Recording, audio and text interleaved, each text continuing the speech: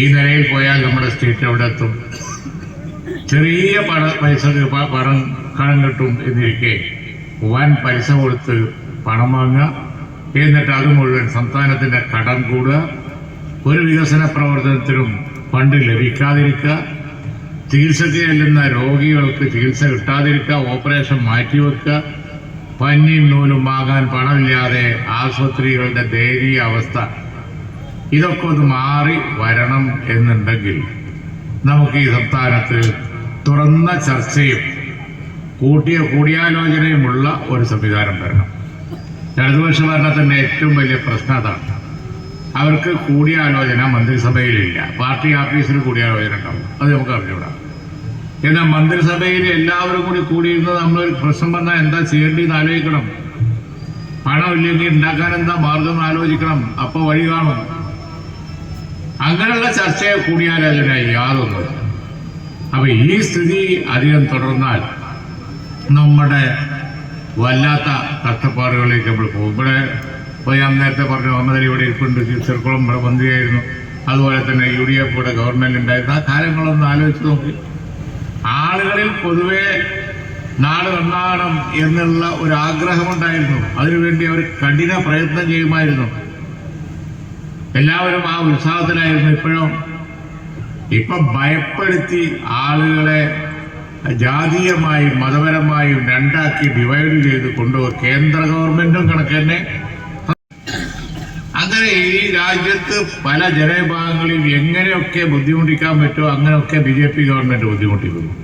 അതിനൊക്കെ അവസാന പാടി അതിൻ്റെ കൂടെ കയ്യും പൊക്കി ഈ സ്റ്റേറ്റ് ഗവൺമെന്റ്, കമ്മ്യൂണിസ്റ്റ് ഗവൺമെന്റ് അത് പറയുകയും ചെയ്യും. എന്നാൽ സകല വർഗീയതയും വിഭാഗീയതയും ഒക്കെ പ്രോത്സാഹിപ്പിച്ചുകൊണ്ട് നമ്മുടെ ഇവിടുത്തെ ഗവൺമെന്റ് പോവാണ്. അധികകാലം ഇങ്ങനെ പോയാൽ ബുദ്ധിമുട്ടാവും. അതുകൊണ്ട് തന്നെ നമുക്ക് ഒരു മാറ്റം ഉണ്ടാക്കണം.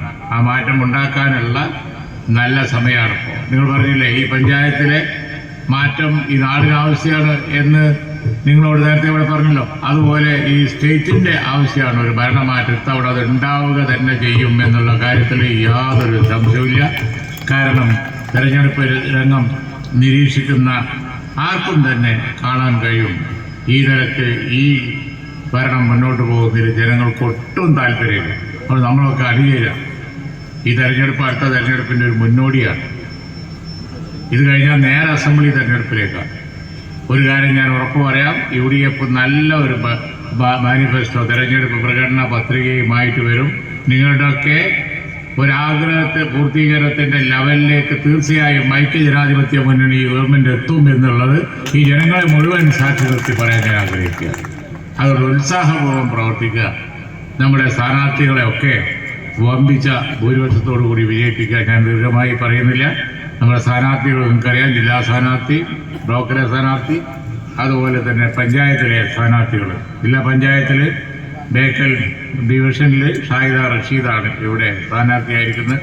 ഹരിതയുടെ മുൻ സംസ്ഥാന പ്രസിഡന്റ്. നിങ്ങൾക്ക് എല്ലാവർക്കും അറിയാം, വളരെയധികം പ്രഗത്ഭമായി പ്രവർത്തിക്കുന്ന കാസർഗോഡ് ജില്ലാ പഞ്ചായത്തിൽ വന്നാൽ അതിൻ്റേതായ ഗുണം ഈ നാടിനുണ്ടാക്കാനുള്ള കരുത്തും കെൽപ്പുമുള്ള ഒരു സ്ഥാനാർത്ഥിയാണ് നമ്മൾ, ഒരു സഹോദരിയാണ് നമ്മൾ സ്ഥാനാർത്ഥിയാക്കിയത്. അതുപോലെ തന്നെ ഗ്രാമപഞ്ചായത്തിലെയും ബ്ലോക്ക് പഞ്ചായത്തിലെയും സ്ഥാനാർത്ഥി എല്ലാവരും വിജയിപ്പിക്കണമെന്ന് അപേക്ഷിച്ചുകൊണ്ട് ഞാൻ എൻ്റെ വാക്കുകളൊക്കെ സമർപ്പിക്കുന്നു. നന്ദി, ജയ് ഹിന്ദ്.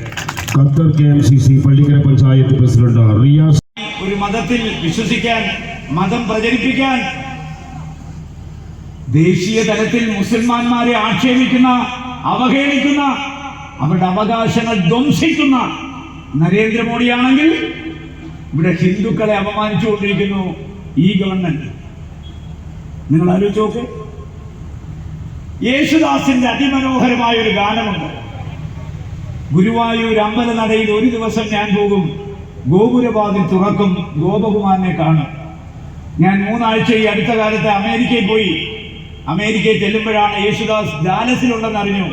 അദ്ദേഹത്തിന്റെ മകൻ ഡാലസിലാണ്. ഞാൻ യേശുദാസിനെ വിളിച്ചു. അദ്ദേഹവും ഭാര്യയും മകനോടൊപ്പം ഉണ്ട്. അദ്ദേഹം പറഞ്ഞു, ഞാൻ ചോദിച്ചു, ഇപ്പോഴും നിങ്ങൾ വിശ്വസിക്കുന്നോ ഗുരുവായൂർ പോകാൻ പറ്റുമെന്ന്? അദ്ദേഹം പറഞ്ഞു, ഗുരുവായൂർ പോകണമെന്നാണ് എൻ്റെ അദമ്യമായ ആഗ്രഹം. ഞാൻ ആഗ്രഹം എന്നെങ്കിലും ഒരിക്കൽ മരിക്കുന്നതിന് മുമ്പ് സാക്ഷാത്കരിക്കുമെന്നാണ് പറഞ്ഞത്. സാക്ഷാത്കരിക്കാൻ പോകുന്നില്ല. കാരണം ആചാരങ്ങളും അനുഷ്ഠാനങ്ങളും തീരുമാനിക്കുന്നത് ഗവൺമെന്റ് അല്ല, ദേവസ്വം ബോർഡല്ല, തന്ത്രിമാരാണ്. ഗുരുവായൂർ ക്ഷേത്രത്തിലെ തന്ത്രിമാരവിടെ ഒരു ബോർഡ് വെച്ചിട്ടുണ്ട്. എന്താ ബോർഡ്? അഹിന്ദുക്കൾക്ക് പ്രവേശനമില്ല. യേശുദാസ് ഹിന്ദു അല്ലല്ലോ, അഹിന്ദുവാണ്. ആ ബോർഡ് ഗുരുവായൂർ അമ്പലത്തിൽ നിന്ന് മാറ്റാത്തിടത്തോളം കാലം യേശുദാസിന് അകത്ത് കയറാൻ പറ്റില്ല. പക്ഷേ ആ യേശുദാസിന്റെ താരാട്ടുപാട്ട് കേൾക്കാതെ ഒരു ദിവസം രാത്രിയിലും ശബരിമലയിൽ അയ്യപ്പൻ ഉറങ്ങാൻ പറ്റില്ല. എന്നും രാത്രി 11 മണിക്ക് അതിമനോഹരമായ താരാട്ടുപാട്ട് ഹരിവരാസനം പാടി അയ്യപ്പനെ എന്നും ഉറക്കുന്നത് യേശുദാസാണ്, പത്മശ്രീ യേശുദാസ്. ശബരിമല ഒരു മതേതര സ്ഥാപനമാണ്. വാവരും അയ്യപ്പനും തമ്മിൽ പരിചയപ്പെട്ടു, രണ്ടുപേരും തമ്മിൽ യുദ്ധം ചെയ്തു, വാവരെ പരാജയപ്പെട്ട വാവരും അയ്യപ്പനും തമ്മിൽ സുഹൃത്തുക്കളായി. അയ്യപ്പൻ ശബരിമലയിൽ കുടികൊള്ളുമ്പോൾ തന്റെ സുഹൃത്തായ വാവർക്ക് ശബരിമല അമ്പലത്തിന്റെ പ്രിമേഷ്യൻ വാവർക്കൊരു സ്ഥാനം കൊടുത്ത് വാവരെയും അവിടെ പ്രതിഷ്ഠിച്ചു. ഇന്ന് ലോകത്തിലെ ഏറ്റവും വലിയ മതേതര സ്ഥാപനങ്ങളിൽ ഒന്നാണ് ശബരിമല. പക്ഷെ ശബരിമലയിലും ഉണ്ട് ആചാരങ്ങളും അനുഷ്ഠാനങ്ങളും. എന്താണ് അവിടുത്തെ ആചാരം? ശബരിമല അയ്യപ്പൻ നൈഷ്ഠിക ബ്രഹ്മചാരിയാണ്.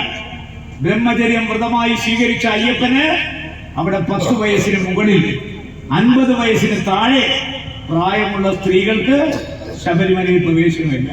സ്ത്രീകൾക്ക് പ്രവേശനമുണ്ട് 10 വയസ്സിന് താഴെയുള്ള കുട്ടികൾക്ക്, അല്ലെങ്കിൽ 50 വയസ്സിന് മുകളിലുള്ള സ്ത്രീകൾക്ക്. ശബരിമലയിൽ പോകണമെങ്കിൽ 10 വയസ്സ് കഴിഞ്ഞാൽ 50 വയസ്സ് വരെ കാത്തിരിക്കണം, 40 കൊല്ലം കാത്തിരിക്കണം, എന്നാലേ ശബരിമലയിൽ കയറാൻ പറ്റൂ. കാരണം ശബരിമല അയ്യപ്പൻ നൈഷ്ഠിക ബ്രഹ്മചാരിയാണ്. പക്ഷേ അതൊരു മതേതര സ്ഥാപനമാണ്. അവിടെ നമുക്ക് ഒരു കാരണവശാലും സ്ത്രീകൾക്ക് പ്രവേശനമില്ല. അതിവേഗം നമുക്ക് ബഹുദൂരം ദ്രവാക്കിയായിരുന്നു.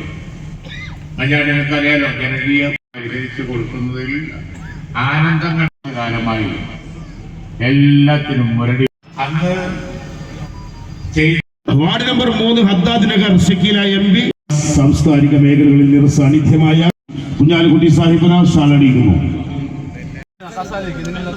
ചരിത്രപ്രസിദ്ധമായ 16 Pakkam M Madhavan Nambiar, ward number 17 Alakode Sujith Kumar, ward number 18 Koottakkani Snehavalli, ward number 19 Abbas P, Pallippuzha Abdul Razak, ward number 23 Pallikkara Rajesh Pallikkara, ward number 24 Chettukundu ബ്ലോക്കിലേക്ക് മഹേഷ് കുമാർ V, വെളുത്തോളി ബ്ലോക്കിൽ നിന്നും പ്രസീന കരുവാക്കോട്, പാക്കം ഡിവിഷനിൽ നിന്നും ജയശ്രീ MP, ബേക്കൽ ഡിവിഷനിൽ നിന്നും ഉദുമ മണ്ഡലം മുസ്ലിം ലീഗിന്റെ ഉപാധ്യക്ഷൻ മുഹമ്മദ് ഹനീഫ കുന്നിൽ, ഷഹീദ റാഷി.